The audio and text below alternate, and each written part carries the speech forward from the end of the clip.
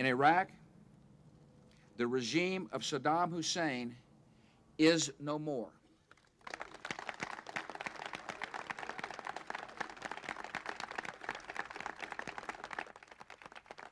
One month ago, that country was a prison to its people, a haven for terrorists, an arsenal of weapons that endangered the world. Today, the world is safer. The terrorists have lost an ally. The Iraqi people are regaining control of their own destiny. These are good days for the history of freedom.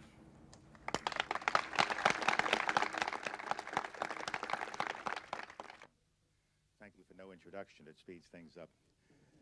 It's a great pleasure to be here, and especially to also be. As one phase of this operation starts to wind down, another phase begins, a phase that really is the important phase, the phase that will put in place a government of a nation that intends in the future to live in peace with its neighbors, to use the wealth of that nation for the benefit of the people of that nation, and a nation that will no longer be pursuing terrorism, will no longer be putting people in prison, will no longer be raping, will no longer be threatening its neighbors. Weapons of mass destruction gone. I think it is a moment of hope for not only the people of Iraq, but for the people of the region and the people of the world. My name is Syed Erkat. Mr. Secretary, the rhetoric seems...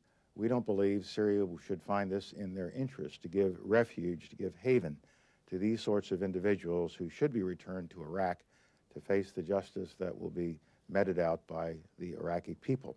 And we will make these points to Syria strongly. We hope that Syria understands now that there is a new environment in the region with the end of the regime of Saddam Hussein, and that Syria will reconsider its policies of past years and understand that there are better choices it can make than the choices it has made in the past.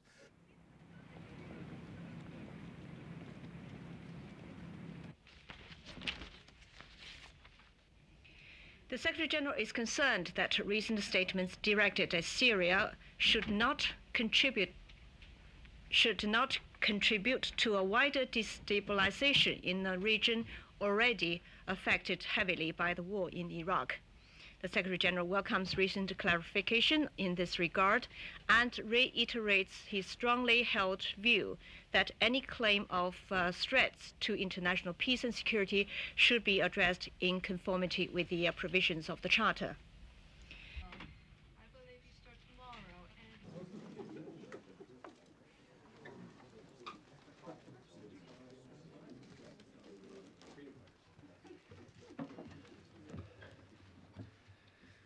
I am sure that no coalition forces destroyed a pipeline. We have preserved infrastructure in that country. I am hopeful that they have shut it off. And I have heard that that has happened. But I cannot assure you that all illegal oil flowing from Iraq into Syria is shut off. I just hope it is. General? Mr. Secretary. Good afternoon. We are very grateful that 7 American